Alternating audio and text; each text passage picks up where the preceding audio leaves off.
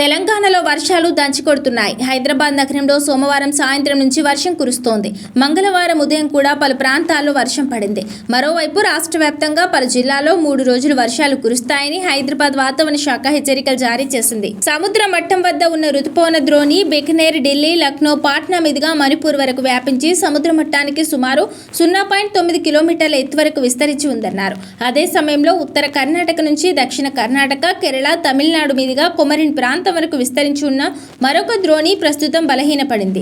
ఈ వాతావరణ మార్పుల ప్రభావంతో రాష్ట్రంలోని పలు ప్రాంతాల్లో ఈదురుగాలులతో కూడిన వర్షాలు కురుస్తాయని అధికారులు పేర్కొన్నారు. వాతావరణ శాఖ తెలిపిన వివరాల ప్రకారం 3 రోజుల పాటు తెలంగాణలోని పలు జిల్లాల్లో వర్షాలు దంచుకొట్టనున్నాయి. ముఖ్యంగా కామారెడ్డి, మేడ్చల్, మల్కాజ్గిరి, మెదక్, సంగారెడ్డి జిల్లాలకు ఆరెంజ్ అలర్ట్ జారీ చేశారు.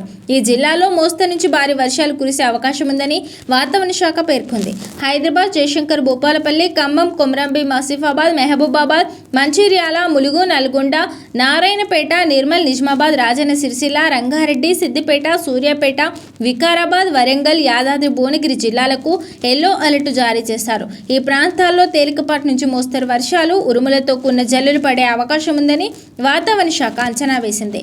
వర్షాలతో పాటు 30 నుంచి 40 కిలోమీటర్ల వేగంతో బలమైన ఈదురుగాలులు వీచే ప్రమాదం ఉందని ప్రజలు అప్రమత్తంగా ఉండాలని వాతావరణ శాఖ అధికారులు సూచించారు. వర్షాలు, ఈదురుగాలుల సమయంలో చెట్ల కింద, విద్యుత్ స్తంభాల హోర్డింగ్లు ఉన్న ప్రాంతాల్లో ఉండొద్దని, సురక్షిత ప్రాంతాల్లో ఉండాలని అధికారులు సూచించారు.